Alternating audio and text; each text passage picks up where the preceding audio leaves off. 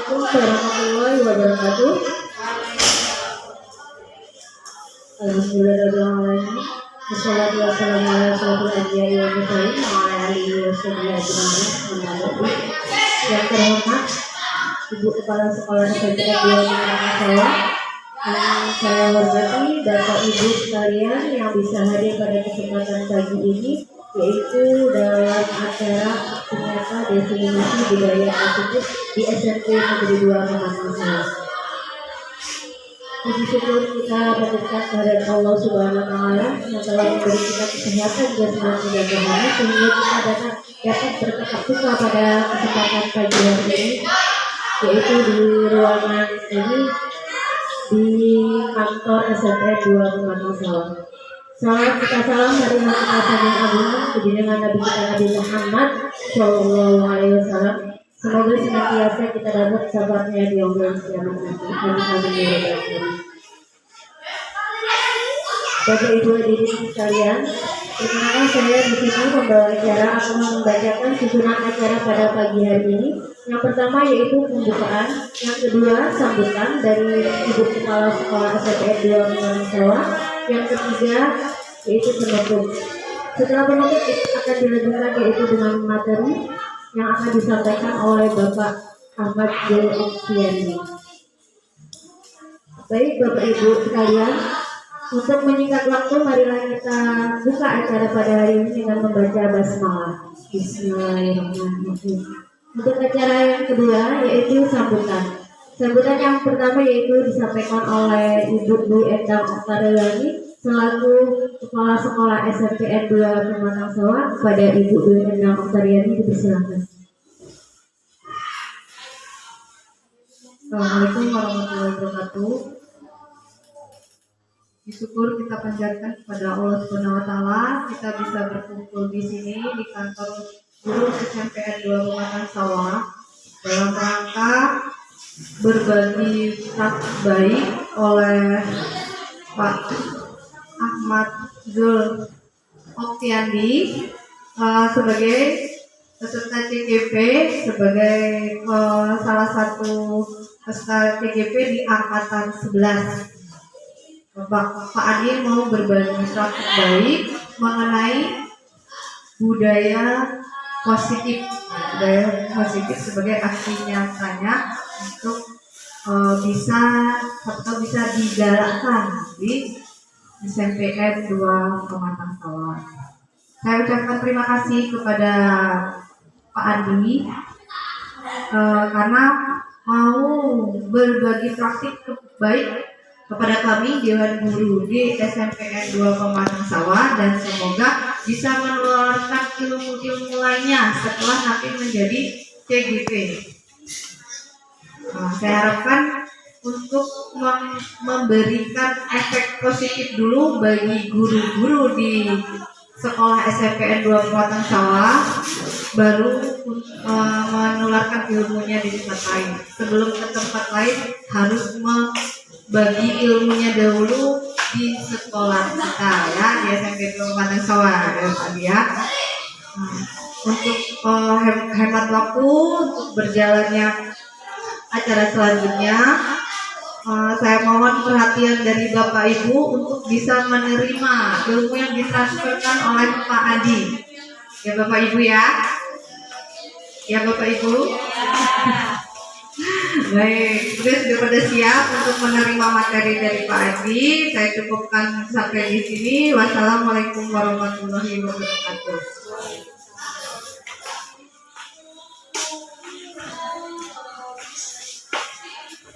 Terima kasih kepada Ibu Dwi Sukawi, Ibu Dwi Endang Oktaviani atas pengarahannya. Selanjutnya yaitu yang ketiga yaitu penutup. Karena mungkin hanya ini susunan acaranya, jadi marilah kita tutup acara ini dengan membaca hamdalah. Alhamdulillahirobbilalamin. Selanjutnya akan dilanjutkan yaitu materi yang akan disampaikan oleh Bapak Andi.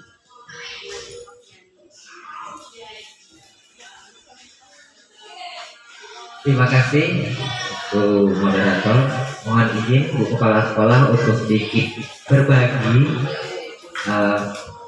berbagi pengalaman, berbagi pembelajaran dari awal saya, bukan saya saja, tetapi banyak rekan-rekan calon guru penggerak yang kita dari Tanggamus itu ada sekitar 56 orang. Salah satunya termasuk saya, dan alhamdulillah saya bisa kemarin kan kita prosesnya ada 2 ya Bu ya, mulai dari tes esai, setelah itu wawancara dan praktik mengajar. Nah itu ada praktik, ada micro teaching. Nah dengan proses itu alhamdulillah saya bisa masuk ke angkatan 11 kalau guru penggerak. Nah pada hari ini saya akan coba berbagi aksi nyata. Nah ini merupakan salah satu tugas kami di modul 1.4, yaitu berbagi praktik baik atau diseminasi budaya positif. Diseminasi ini ya berbagi disiplin positif. Jadi kalau saya tidak usah diperkenalkan lagi ya. Kita satu kelas, satu sekolah, setiap hari hampir setiap hari ketemu. Jadi tidak perlu lagi. Ya. Kami ini biasanya kalau guru penggerak ini selalu identik dengan salam guru penggerak. Salam guru penggerak itu apa motonya? Bergerak, bergerak, dan menggerakkan. Jadi segala sesuatu itu dimulai dari diri sendiri dulu. Tergerak, ada proses tergeraknya dari hati kita. Bagaimana cara pembelajaran yang akan kita laksanakan di dalam kelas nantinya. Kalau kita sudah tergerak, baru bergerak. Nah, melakukan sesuatu itulah yang bergerak. Setelah kita bergerak, baru menggerakkan. Ya, sebelum kita lanjut ke materi, ayo kita coba senyum dulu. Ditahan 30 detik. Coba. Ya, Kenapa Bapak saya suruh saya minta Bapak Ibu untuk tersenyum? Karena segala sesuatu itu apabila dimulai dengan senyum itu akan menimbulkan dampak positif.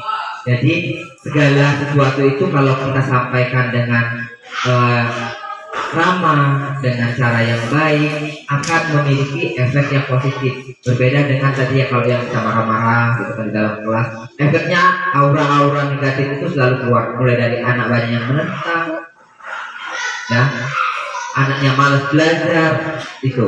Makanya segala sesuatu itu harus dimulai dengan ya senyum. Kalau sudah senyum, ya selanjutnya terserah Anda katanya gitu kan. Ya. Nah, sebelum kita mulai, biasanya kami dalam melakukan semua kegiatan ini selalu diawali dengan kesepakatan atau kalau di kelas kita sering sebut dengan yang namanya keyakinan kelas. Nah, jadi dalam kesempatan ini apa saja yang akan kita sepakati? Ini satu, kalau dari saya menghargai siapapun yang menjadi pendengar, yang menjadi pembicara di depan siapapun. Nanti mungkin saya akan beri kesempatan kepada Bapak Ibu untuk ke depan. Lalu menjadi pendengar yang baik. Kalau sedangkan yang berbicara tadi kita dengarkan yang baik. Lalu apa lagi yang mau ditambahkan? Kira-kira? Yuk Bapak Ibu. Ya.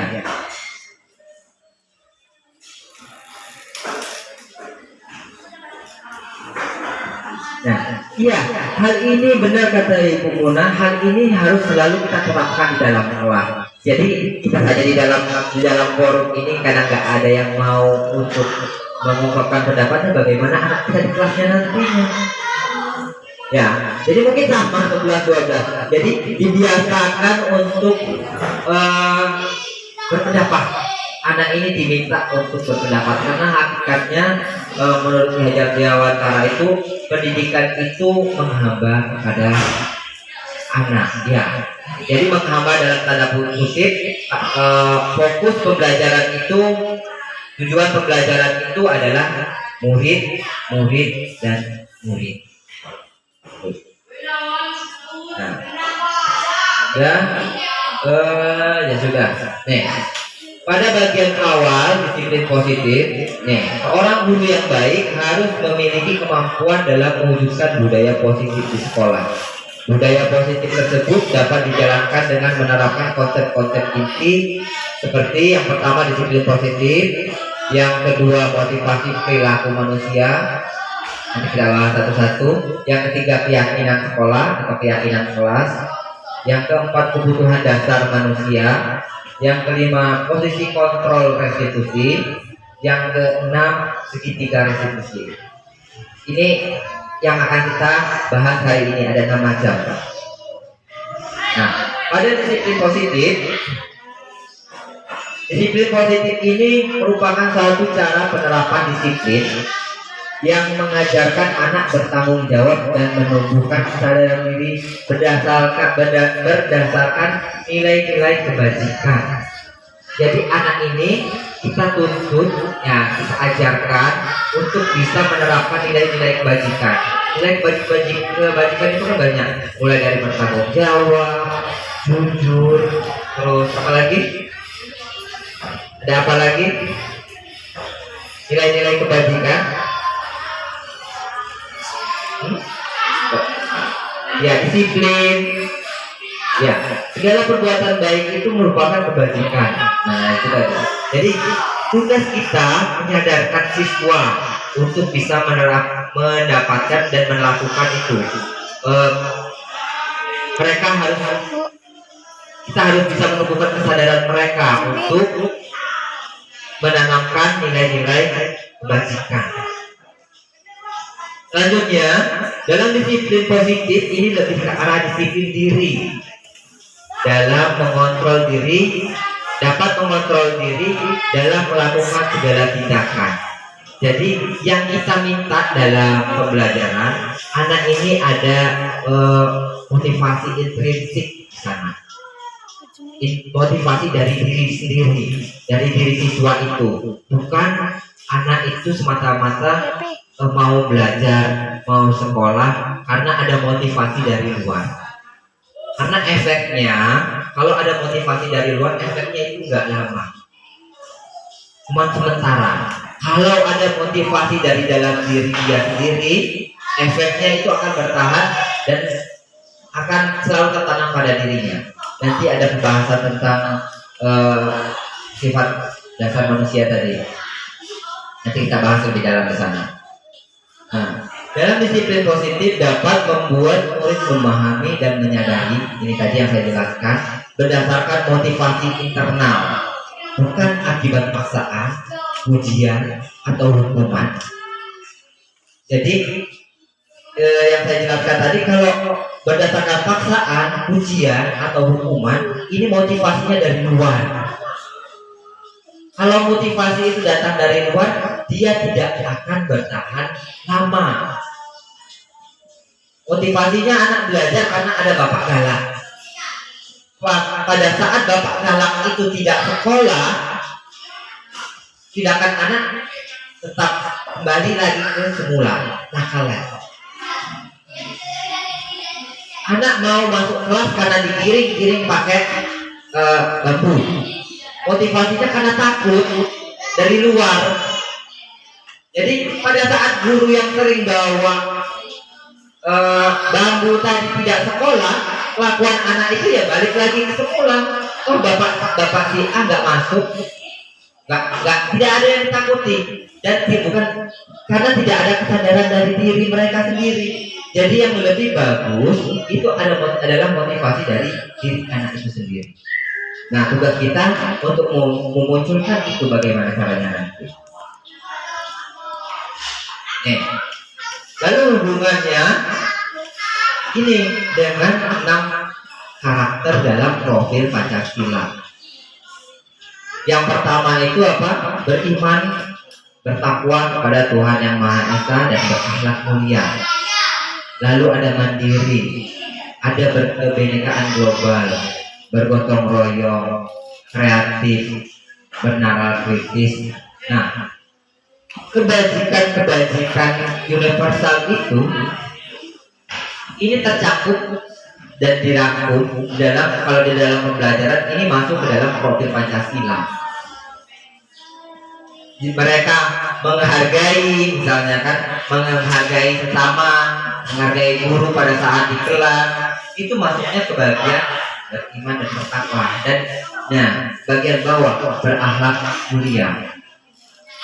Jadi segala sesuatu itu sudah segala kebajikan-kebajikan itu sudah dirangkum dalam kurikulum kita yang baru dan dimasukkan dalam profil pelajar Pancasila. Nah, selanjutnya motivasi perilaku manusia. Manusia bukan hanya anak-anak ya, bukan cuma murid, kita juga sebagai orang yang sudah dianggap dewasa ini selalu memiliki motivasi dalam melakukan sesuatu. Ya, pasti ada tujuan. Motivasi itu kan tujuan kita. Nih, 3 motivasi perilaku manusia. Yang pertama itu untuk menghindari ketidaknyamanan atau hukuman. Misal ya, Bu Rizka, karena ada ibu kepala sekolah yang tadinya berangkat siang, jadi dia berangkat pagi-pagi. Karena motivasinya ini menghindari ketidaknyamanan atau hukuman atau teguran dari kepala sekolah. Yang karena ada yang ditakuti, dia tidak nyaman kalau dia dihukum sama oleh kepala sekolah. Kalau ada kepala sekolah dia tidak nyaman. Jadi dia berangkat pagi-pagi gitu. Nah, motivasi perilaku manusia yang kedua ini untuk mendapatkan imbalan atau penghargaan dari orang lain. Ya, salah satunya ingin dipuji. Nah, pencitraan. Terus tadi ya, ada pencitraan kata Bu Mona. Ada lagi seperti kayak mengharapkan jadi guru teladan gitu kan. Nah, iya. Itu. Nah, kalau ya benar, gaji supaya gaji lebih besar. Motivasi itu masuk ke dalam ini. Yang motivasi kedua, mendapatkan imbalan atau penghargaan.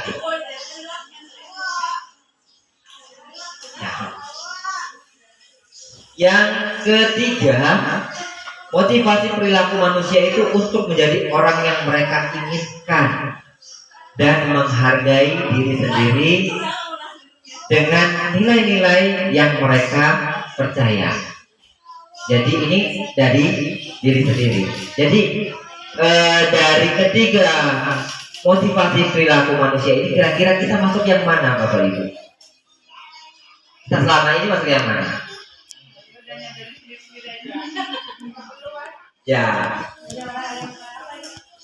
Ya, itu buat refleksi kita ya. Kita merefleksi diri kita sendiri. Itu tidak perlu diungkapkan. Yang tahu bisa jadi cuma kita dan Tuhan.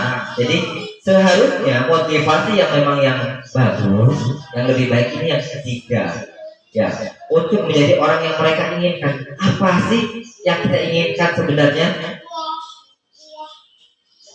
Ya, caranya yaitu menghargai diri mereka sendiri dengan nilai-nilai yang mereka percaya. Misal seperti yang terlambat berangkat pagi tadi, bukan karena takut ada kepala sekolah, bukan karena pengen dipuji oleh kepala sekolah, bukan karena pengen dilihat wah oleh kepala sekolah, tetapi ini muncul dari diri kita karena merasa ya kita ingin disiplin, ingin menunjukkan rasa tanggung jawab kita terhadap pembelajaran, tanggung jawab kita terhadap pekerjaan kita. Nah, ya. Selanjutnya keyakinan sekolah atau keyakinan kelas. Ini sudah kita terapkan ya di setiap kelas. Biasanya kalau kita kemarin itu baru sebatas wali kelas. Nah, wali kelas yang buat. Sebenarnya ini bisa juga diterapkan oleh setiap guru mata pelajaran. Jadi setiap mata pelajaran itu dia punya kesepakatan belajar masing-masing atau keyakinan belajar. Jadi bagaimana kalau berbeda dengan kesepakatan kelas atau keyakinan kelas, tidak masalah. Jadi dalam melakukan keyakinan atau membentuk keyakinan sekolah, ini guru berperan dalam mewujudkan terbentuknya keyakinan sekolah atau kelas dengan adanya kesepakatan antara guru dan murid. Jadi yang buat itu murid dan guru. Guru ini cuma memfasilitasi dan mengarahkan. Lalu dalam keyakinan kelas atau keyakinan sekolah ini berupa pernyataan-pernyataan yang universal, yang umum, yang mudah diingat dan dipahami dan harus diterapkan di lingkungan sekolah. Jadi kata-katanya nggak harus dengan kata-kata yang muluk-muluk, dengan kata-kata yang yang terlalu wah. Yang penting kesepakatan ini tadi mudah diingat. Kata-kata yang umum, universal itu kan umum.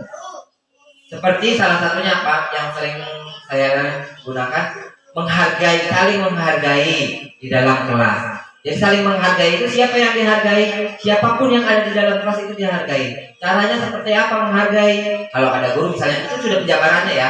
Kalau ada guru sudah berbicara di dalam kelas, yang lain mendengarkan. Kalau ada murid yang disuruh maju, yang lain juga jangan menertawakan. Kebiasaan kita kadang kalau ada anak yang ditertawakan, kita juga diam. Itu kadang, nah di sana kadang anak itu merasa kayak dia kayak merasa direndahkan gitu loh. Nah, jadi terintimidasi benar. Jadi motivasinya nantinya ini mempengaruhi emosinya. Jadi pada saat selain kegiatan selanjutnya dia disuruh untuk maju, untuk menyampaikan pendapatnya, dia nggak mau lagi karena nggak ada dukungan dari guru. Ya karena dia disuruh maju, ditertawakan temannya, kita diam saja, seolah-olah kita mengiyakan gitu. Ya, mengiyakan teman-temannya yang menertawakan anak yang maju itu salah satu perbuatan atau bullying, kalau tidak betul bullying di kelas. Cara skalanya kecil-kecilan, tapi termasuk bullying. Efek dari bullying itu merusak emosi anak. Selanjutnya, keyakinan kelas ini, contohnya ada misalnya wali kelasnya Ibu Dewi Sartika. Jadi tidak banyak, tidak harus satu satu spanduk itu penuh, tidak. Kesepakatan kelas tadi yang sudah saya sampaikan itu bersifat universal dan mudah diingat dan harus selalu diingatkan kepada anak. Nah, ini contohnya saya buat dari Ibu Dewi Sartika. Ya, karena kita nggak ada, juga mungkin kalau saya mau buat saya sendiri dan seolah-olah. Di sini bekerja sama menjaga kebersihan kelas. Ya, bekerja sama menjaga kebersihan kelas. Jadi di situ ada kebajikannya, bekerja sama, kolaborasi,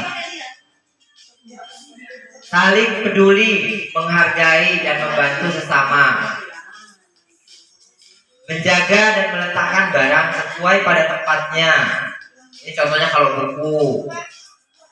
Ada lagi tepat waktu dan aktif di kelas. Nah, ini yang sering kita buat kan, tepat waktu gitu.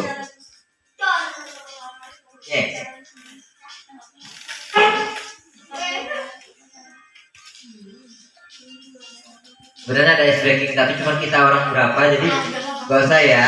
Oke. Selanjutnya kebutuhan dasar manusia. Ini kebutuhan kita. Manusia ini ada yang namanya kebutuhan dasar atau kebutuhan yang harus dipenuhi. Begitu juga anak. Jadi tugas kita, itu juga murid ya. Tugas kita sebagai guru ini kita harus memahami kebutuhan anak. Kita bagaimana caranya? Kita lihat dari perilakunya, dari kata-katanya. Ada pernyataan.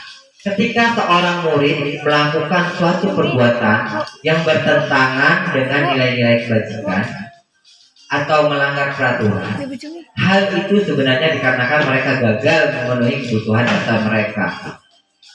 Lima dasar kebutuhan manusia itu yang pertama itu kebutuhan untuk survive, bertahan hidup.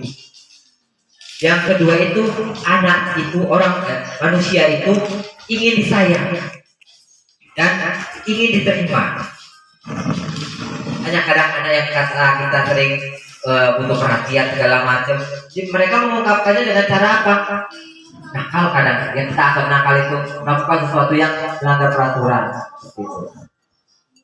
Penguasaan, ingin memiliki, menguasai. Lalu kebebasan, anak ini ingin bebas. Mungkin selama ini mereka tertekan di rumah atau gimana. Setelah datang sekolah merasa karena jauh dari jangkauan orang tua kan. Nah, bebas dia, terlepas dari segala aturan yang ada di rumah. Lalu kebutuhan yang terakhir ini sebagai kesenangan, hiburan. Ini dasar-dasar orang melakukan sesuatu untuk memenuhi 5 kebutuhan dasar mereka. Yuk kita bahas satu-satu. Kita lihat studi kasusnya. Ibu Zulaika, guru wali kelas 9H misalnya, sedang bingung menghadapi ulah salah satu muridnya, sebut saja namanya Tommy gitu kan. Beberapa anak telah mengeluh Tommy yang sering kali meminta bekal makan siang temannya dengan paksa. Jika Anda menghadapi situasi seperti Ibu Zulaika, kira-kira apa alasan Doni melakukan hal itu? Ya, Tommy, ya. Kira-kira, yuk, siapa yang kalau ada anak yang sering merebut bekal temannya, kira-kira apa yang Bapak Ibu lakukan? Ya, itu yang kita lakukan. Nah, gini. Jadi menurut Ibu alasannya kenapa Tommy melakukan itu?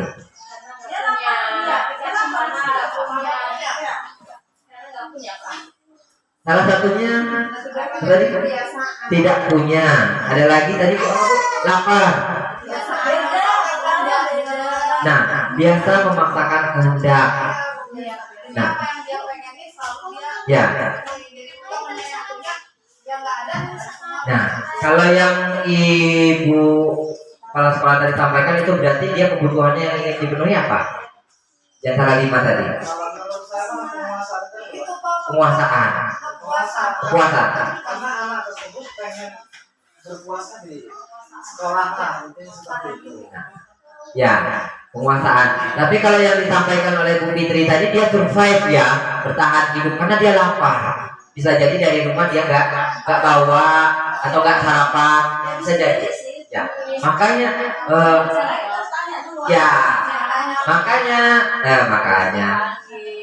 maka dari itu kalau ada kasus seperti ini kita tanya dulu anaknya apa alasannya.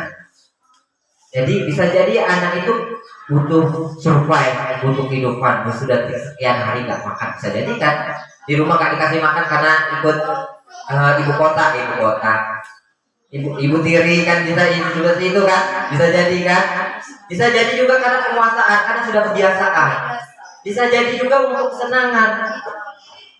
Nah, meledek temannya bisa jadi, makanya kita butuh alasannya. Nih alasan Tommy karena dia lapar tadi dan orang tuanya tidak membawakan bekal. Maka kebutuhan dasar yang sedang berusaha dipenuhi oleh Tommy itu untuk bertahan hidup. Makanya kita harus tahu dulu alasannya. Kalau alasannya dia ingin temannya memperhatikan, dia butuh perhatian, tindakan ini. Ketika temannya melaporkan tindakannya pada guru memberitahu orang tuanya. Positif kan biasanya kan ada konfirmasi kita dari guru biasanya selalu berkoordinasi dengan orang tua kan, sehingga orang tua akan jadi memperhatikan dia. Maka kebutuhan dasar yang sedang dipenuhi oleh Tommy adalah rasa kasih sayang dan diterima, ingin diperhatikan. Alasan yang ketiga, yang penguasaan berarti ya.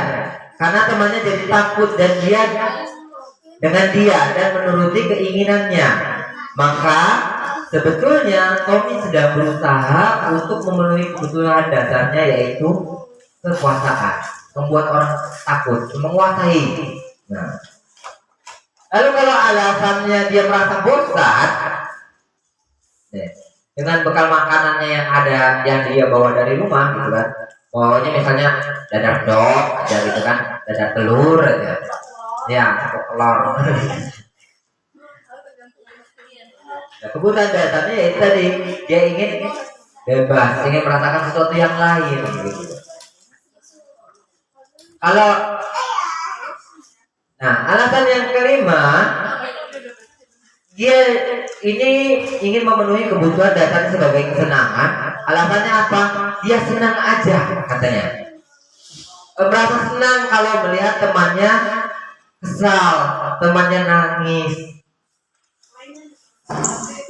Dia senang apa ya? Iseng tadi, iseng, bukan mainan. Ya, dia iseng. Dia senang kalau melihat sesuatu yang lucu. Oh, itu kan. Bisa jadi temannya yang kesal tadi dianggap lucu sama dia. Nah, ya. Jadi untuk memenuhi kebutuhan dasar pada anak, kita harus tahu dulu alasan dia melakukan itu apa. Karena kebanyakan anak-anak kita ya sering melakukan hal-hal yang melanggar aturan. Salah satunya kalau menurut saya yang paling banyak anak-anak kita di sini butuhkan ya itu tadi, mereka butuh kasih sayang. Kalau menurut saya bagian besar butuh perhatian, ingin diperhatikan. Dari yang sudah saya pernah lakukan, mencari informasi tentang anak ini. Jadi anak ini sebenarnya di rumah ya nggak diperhatikan sama orang tuanya, dibebasin, bahasa kerennya dijor pelowor lah sama orang tuanya. Jadi sampai di sekolah dia nakal gitu kan, bukan nakal sih, dia mengganggu temannya. Terus gimana ceritanya? Ya dia mencari perhatian. Sebenarnya anak ini yang mencari perhatian, kalau kita ajak ngobrol santai, kita posisikan diri sebagai teman, guru sebagai teman, ya tidak masalah. Cuma nanti saya jelaskan posisi kita ya, kontrol 5 kontrol restitusi nanti ada. Posisi kontrol restitusi. Restitusi itu apa? Proses menciptakan kondisi bagi murid ya untuk memperbaiki kesalahan mereka, sehingga mereka bisa kembali pada kelompok mereka dengan karakter yang lebih kuat. Jadi proses perbaikan itu yang namanya restitusi. Jadi ada posisi kontrol kita sebagai manusia itu ada 5 di sini. Yang pertama, guru sebagai penghukum. Yang kedua, guru sebagai pembuat merasa bersalah. Yang ketiga, guru sebagai teman. Yang keempat, guru sebagai pemantau. Yang kelima, guru sebagai manajemen. Coba kira-kira posisi kita dalam 5 kontrol restitusi ini, kita masuk yang mana? Coba Bu Jumi kira-kira masuk yang mana Bu Jumi? Pilihannya boleh lebih dari 1.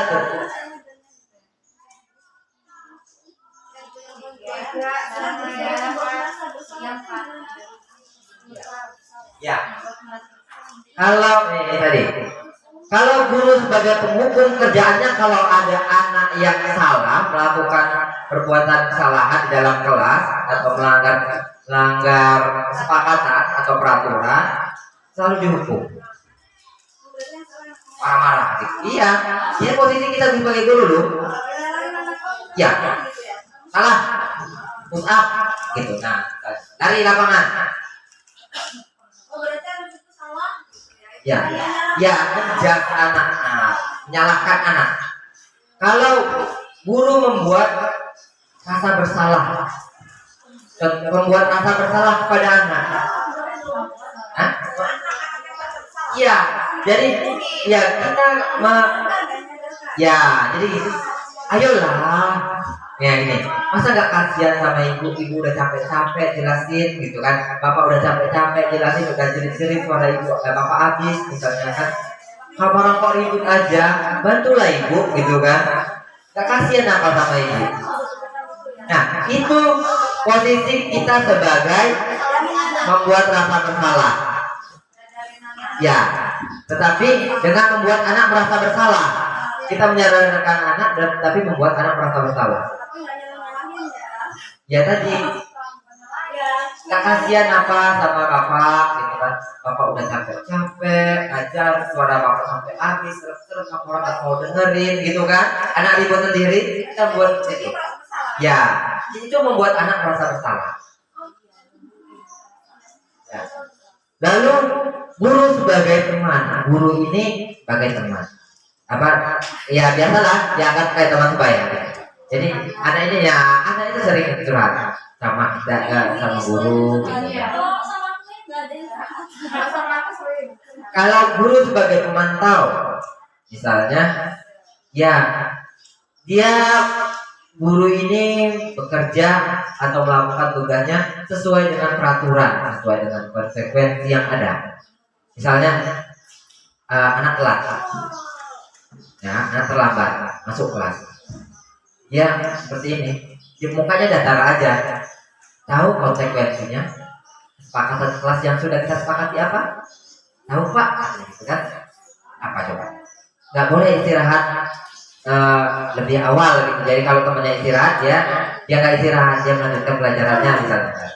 Ya sudah, berarti nanti dikerjakan. Dia sebagai pemantau, dia bekerja sesuai dengan peraturan. Ya. Lalu guru sebagai manajer. Guru ini sebagai apa manajer sih? Kita sering benar. Ya, orang yang mengatur sesuatu. Sebagai pengatur. Jadi bukan ngatur-ngatur yang nggak jelas. Dalam artian kalau ada misalnya anak yang terlambat, kita cari dulu permasalahannya apa. Apa alasan terlambat? Lalu nah, nanti ada yang namanya penyelesaian masalah itu dengan yang menggunakan tiga restitusi. Jadi tadi, Bu Jumi masuk bagian yang mana? Kira-kira kita, posisi kita sebagai guru ini kita yang mana?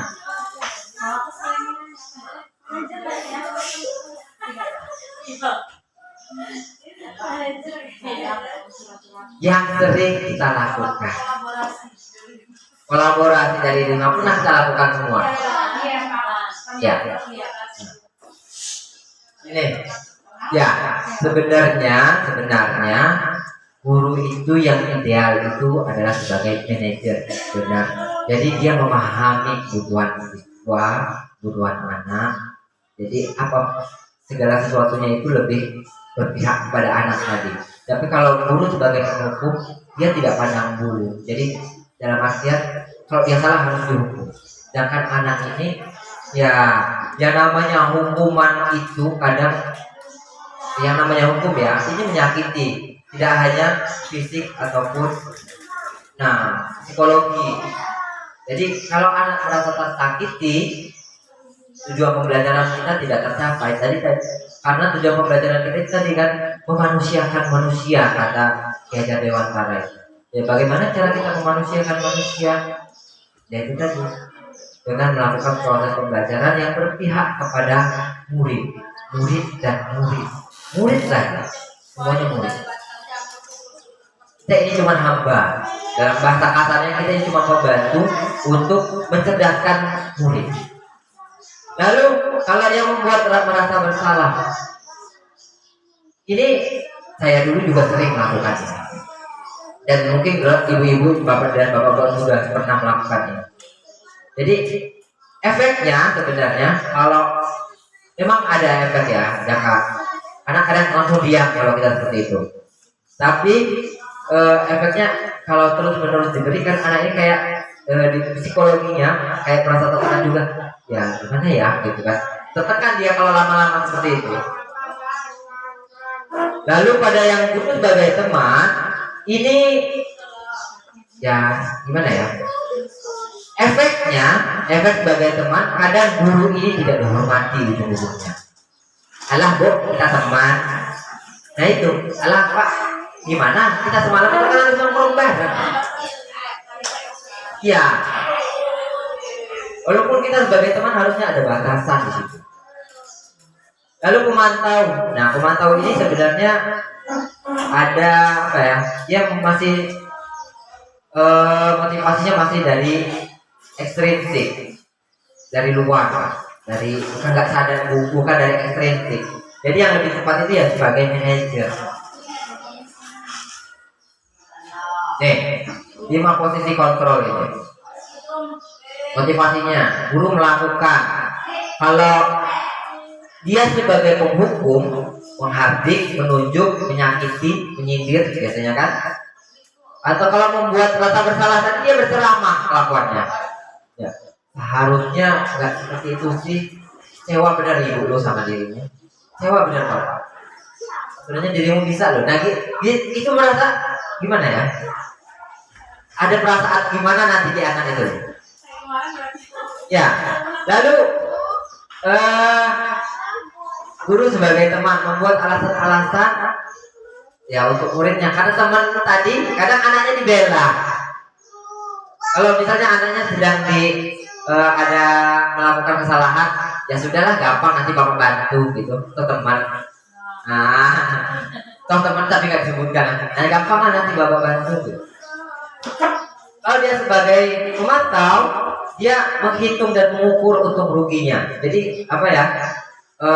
Sesuai dengan peraturan tadi. Kalau dia melakukan perbuatan kesalahan yang ringan, ya konsekuensinya ringan juga gitu. Kalau dia kesalahannya berat, ya konsekuensinya lebih berat juga.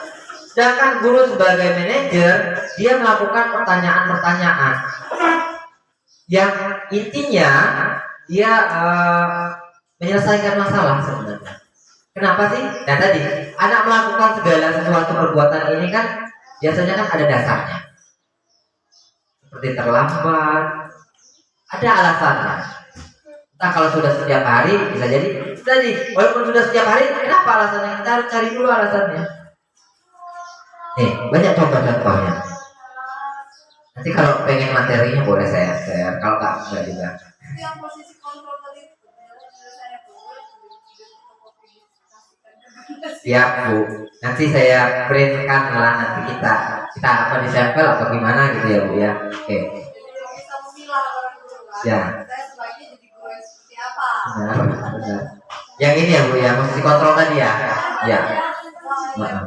Jadi posisi kontrol restitusi yang ini di antara kelima itu sebaiknya seorang guru itu memposisikan diri sebagai seorang manajer yang menyelesaikan masalah tanpa masalah ya. Apa namanya? Pegadaian. Bukan, itu bukan pegadaian kata guru.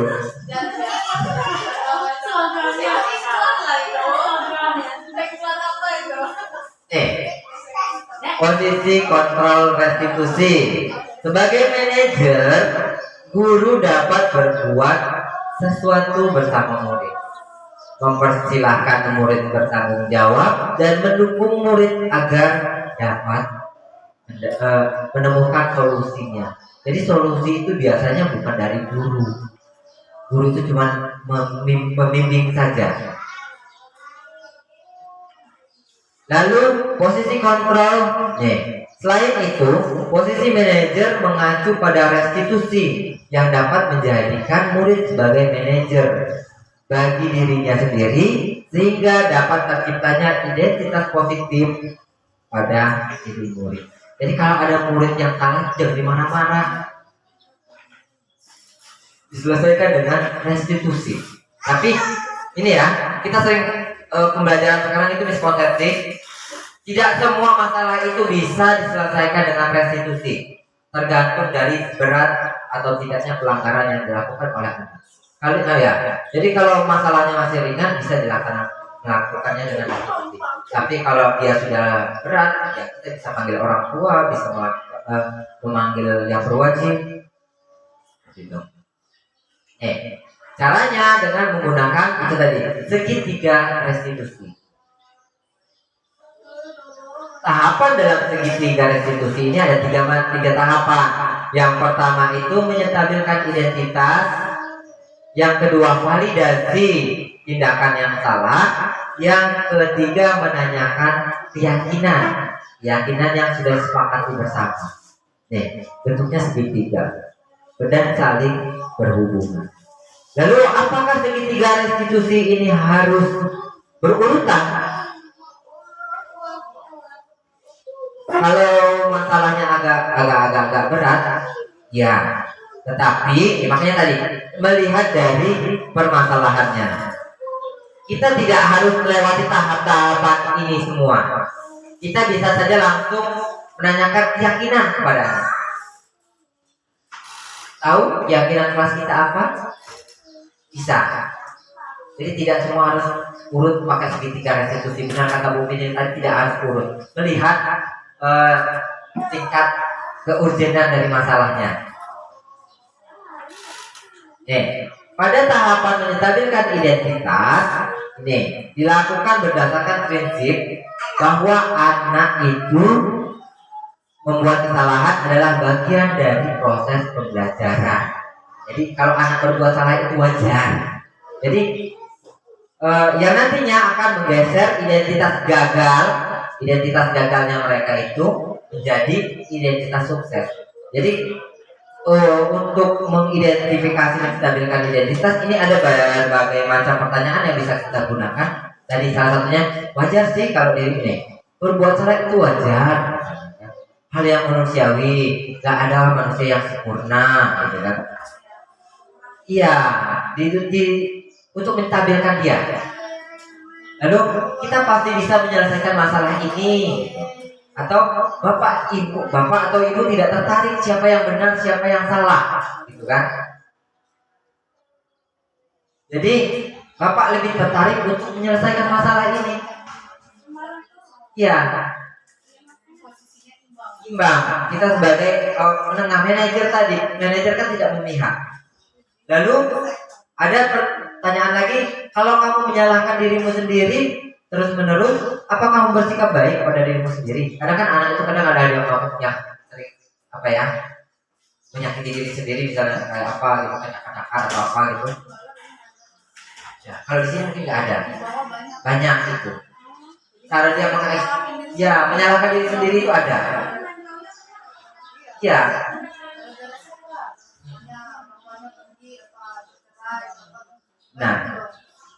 Nah, lalu pada tahapan validasi tindakan yang salah, tahapan yang kedua, ini dilakukan berdasarkan prinsip bahwa setiap perilaku berupaya memenuhi suatu kebutuhan tertentu. Jadi prinsipnya anak melakukan kesalahan ini berarti tadi anak ini berusaha untuk memenuhi kebutuhan dasar mereka yang 5 tadi. Jadi kita harus sebagai guru harus proaktif, gitu kan? Harus lebih kenal, harus mencari tahu kebutuhan siswa itu apa.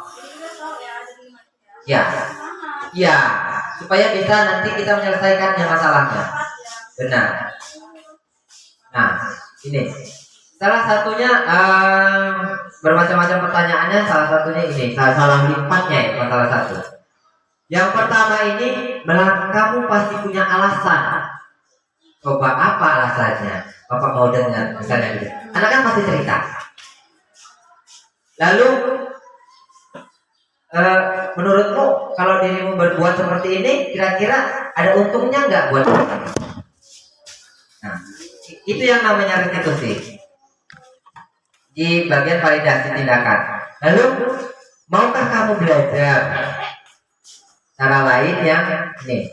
Kalau ini dia pertanyaannya lebih lebih jelimet sih sebenarnya. Tadi di ini bukan baku ya, itu terserah kita. Kita bisa improve. Yang intinya memvalidasi tindakan yang salah ini kita bagaimana caranya kita mengetahui kebutuhan yang ingin dipenuhi untuk anak itu. Ya.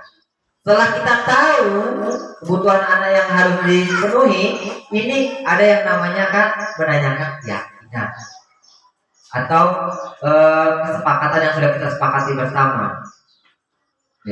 Memberikan pertanyaan-pertanyaan bermakna kepada murid atau anak untuk memunculkan motivasi secara intrinsik, sehingga mampu mengaitkan keyakinannya dengan tindakan yang salah. Nah, salah satunya, coba nilai-nilai apa yang kita yakini di kelas misalnya kan, yang berhubungan dengan dia tadi loh. Misalnya dia main sendiri di belakang, apa kira-kira yang dirimu tidak lakukan?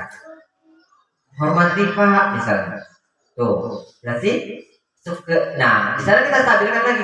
Jadi tuh kan tahu kesepakatannya kita harus saling menghormati misalnya kan. Kalau gitu gimana menurutmu? Ya gitu. Jadi guru itu cuma mancing loh. Anak itu harus menemukan sendiri konsekuensinya apa. Jadi dalam keyakinan kelas itu guru tidak membuat suatu konsekuensi. Konsekuensi itu ditemukan sendiri oleh murid, didampingi oleh guru. Jadi anak menemukan konsekuensinya sendiri. Jadi kalau dirimu berbuat seperti itu, hal apa yang akan dirimu lakukan? Jadi apa anaknya mau apa? Otomatis kan biasanya kan minta maaf sama gurunya Pak, misalnya gitu kan? Ya sudah, silakan minta maaf gitu kan. Kalau misalnya saya sudah minta maaf Pak, gitu kan. Terus tanggapan temanmu yang diminta maaf misalnya kan, kalau ada sama teman. Kemarin itu saya coba melakukan segitiga restitusi simulasi. Sebenarnya ada 2 anak. Mau nonton nggak? Nah, segitiga restitusi. Nah, segitiga restitusi ini sebenarnya paling gampang sebenarnya. Guru gak harus marah-marah. Kalau ada masalah di kelas, ya kita panggil ada anaknya, ya kita tanya anaknya kenapa. Cuma tadi yang harus diingat, tidak semua masalah itu bisa diselesaikan dengan segitiga restitusi ya Bapak Ibu ya. Jadi segitiga restitusi tadi saya garis bawahi, ini untuk menyelesaikan permasalahan-permasalahan yang ringan saja, yang berhubungan dengan disiplin positif dan kebajikan universal tadi. Kalau masalah yang berat, misalnya perundungan yang berat melibatkan banyak tawuran, itu kita bisa panggil yang berwajib, panggil orang tuanya seperti kemarin. Ya, kalau masalahnya sudah berat, ya nggak bisa juga itu diselesaikan dengan restitusi. Tidak selesai masalahnya. Karena dalam restitusi ini kan kita guru ini kan tidak menyalahkan murid. Ya, bagaimana caranya menimbulkan disiplin positif pada anak gitu kan. Jadi anak ini menemukan sendiri, kalau saya berbuat seperti ini konsekuensinya seperti ini gitu loh. Dan itu masalah yang ringan tadi. Kalau masalahnya sudah terlalu berat ya susah, nggak bisa. Ya.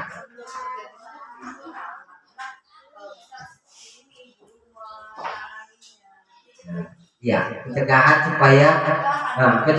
supaya masalah ini tidak merembet jadi masalah yang lebih besar.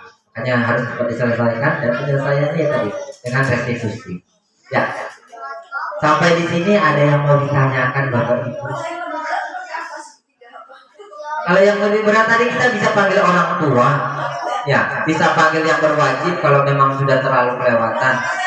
Gak pakai teorinya ya. Apalagi kalau sudah melanggar hukum.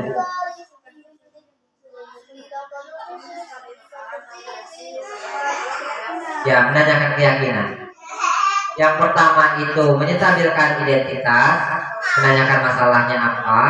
Yang kedua itu validasi masalah. Jadi kalau untuk yang bagian menstabilkan itu kita kayak menenangkan anak loh. Wajar loh, nggak apa-apa dirimu kayak gitu misalnya kan. Manusia itu pasti berbuat salah gitu. Jadi kita ya nggak ada yang sempurna. Kita tidak menyalahkan anak di situ. Ya. Nah, pada bagian akhir, bagian penyelesaian jangan diulangi lagi gitu. Ya, menanyakan keyakinan tadi. Kalau menurutmu bagus enggak kalau seperti itu? Nah, itu menanyakan keyakinan loh. Nah, benar enggak perbuatan yang seperti itu menurutmu? Enggak, Kak. Kalau dirimu seperti itu nanti konsekuensinya apa? Kebiasaan kita yang seperti itu memang butuh proses. Kita tidak bisa spontan. Jadi pelan-pelan. Dan kadang tanpa sadar hal-hal yang sudah biasa kita karena sudah biasa kita lakukan.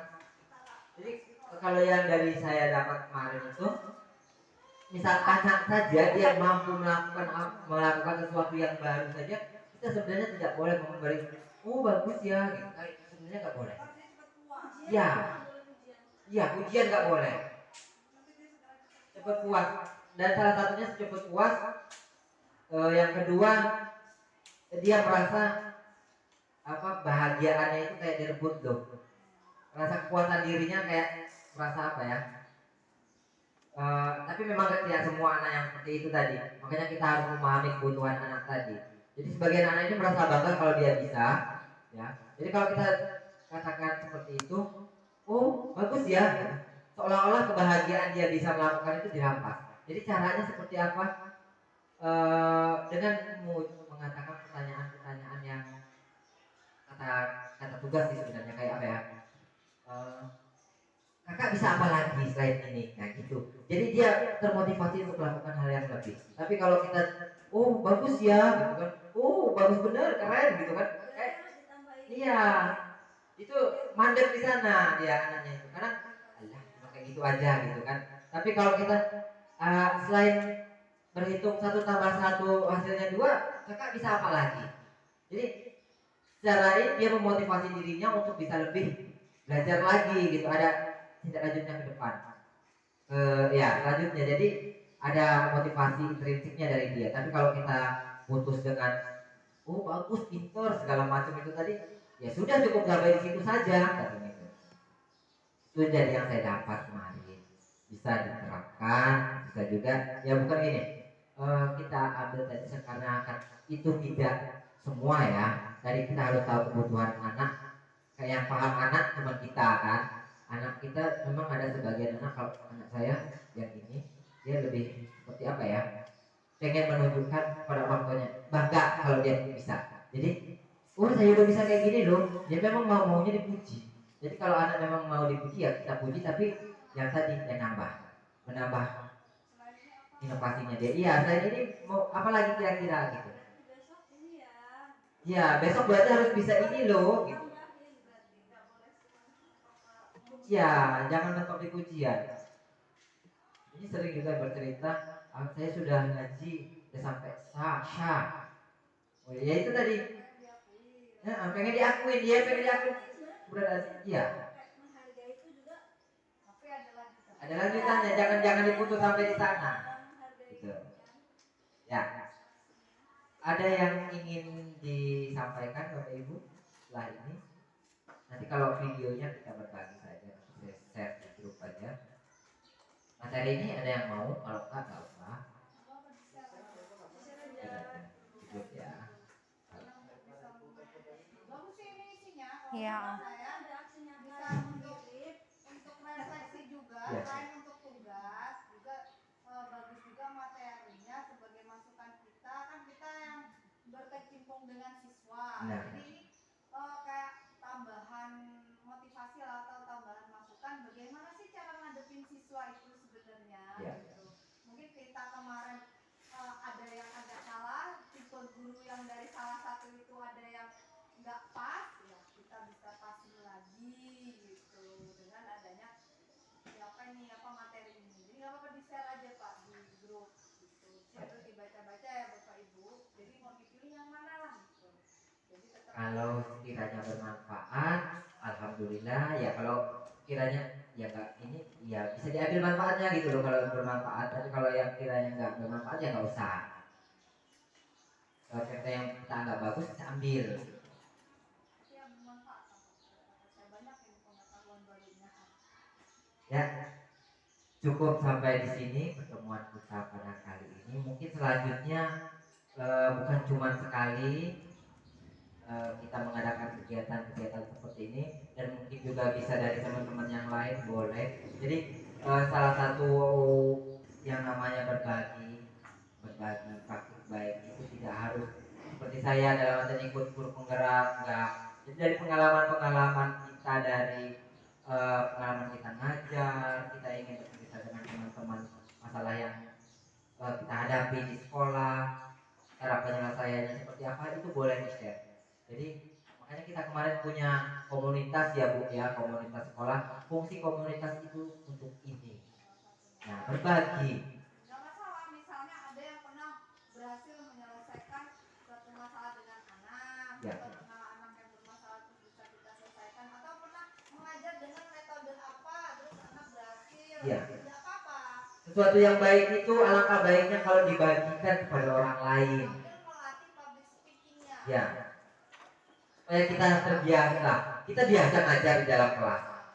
Tapi belum tentu ya saya juga kadang kalau di depan orang ramai ya guru-guru yang banyak, tapi kalau bapak ibu guru kan saya karena sudah biasa jadi ya sudah santai aja. Tapi kalau di luar kadang pertama-tama masih sering grogi juga seperti awal ya, tergantung yang saya. Jadi ya kita biasakan kita berbicara di muka umum di depan ya. Cukup sampai di sini pertemuan kita kali ini. Saya akhiri. Wassalamualaikum warahmatullahi wabarakatuh.